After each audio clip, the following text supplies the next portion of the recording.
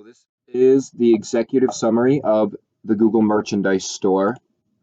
Um, and so understanding the site. So basically it is an e-commerce site. So the main goal is to sell products. And you can, it's a standard e-commerce layout. It's got navigation bar at the top. You can filter results. As you can see here, they have apparel, lifestyle, stationery, eco-friendly, shop by brand sections.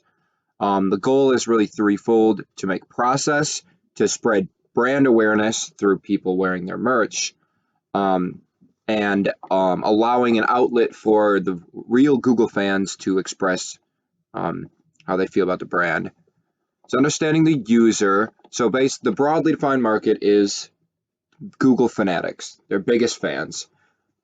But more specifically, so initially, I thought that parents buying for their kids and young men are the two biggest groups. As you can see under apparel here, the hats is the first section, then kids is the second, and then men's and unisex with women's all the way down at the bottom. And so I guess that it's mostly going to be male consumers, and I'm guessing that most of them are going to come from America, which turned out to be true. The audience base is young. You can see from these results here that over 56% of users are under the age of 35, 63% are male, and 50.8% of users are visiting from the United States. So the KPIs that I chose are the e-commerce conversion rate, engaged users, new user percentage, average page load time, and revenue. So the e-commerce conversion rate is the percentage of visitors to the site that actually end up purchasing an item. And as you can see here, it kind of stays pretty steady with fluctuations up toward the holiday season here. And yeah, that generally follows the same pattern over the past 2 years. The engaged users conversion rate is basically when these users reach a certain amount of time on the site, they become an engaged user. This is important because if users are engaged, then they are more likely to stay on your site, therefore more likely to buy something. The new user percentage is, you can't actually graph it, but as you can see here, you can edit it or see it over time by taking different screenshots and different snapshots at different points in time.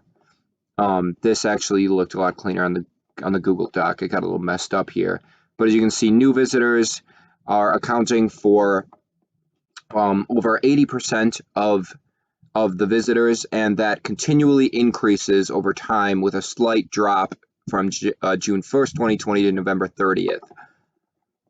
And the average load or average page load time, again, pretty self-explanatory, but it's important because it's an e-commerce website. There's a lot of images, a lot of things that need to load, and so that's a good metric to see how your site is doing.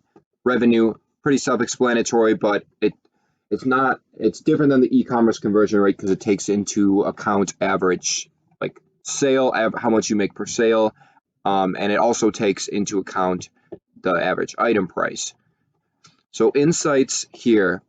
So basically the store is losing a lot of people after the cart. Only 21.1% of people that put items in the cart go on to the next step, the billing and shipping. And so also the e-commerce rate has not been increasing. The revenue has remained stable. And so really they're not doing a good enough job of filling these holes in their funnel and making it more efficient. And so, yeah, you can see where they're losing them. They're also losing quite a bit after the payment. And so, but what they're doing well is average page load time has remained consistent, which is good, even as they're adding more products. And the new user percentage has been steadily increasing. So their marketing, their SEO is working to get people onto their site. My recommendations, so I recommended that you can give them an incentive to buy the items once they have in their cart. So if they click away, be like, hey, here's a promo code. And so, yeah, I also noted that one of the most notable successes was when the new user percentage jumped, even though the old returning users during that time period shrank. Overall, those more users, so they need to look at that and see what they did in marketing SEO that caused that jump in new users. And revenue's also been unstable. Averages have not been increasing. So I would add more incentive to make the order bigger. Get a buy one, get one 50% off, or a discount once the cart reaches a certain amount. And this would encourage customers to purchase more items, bringing up revenue.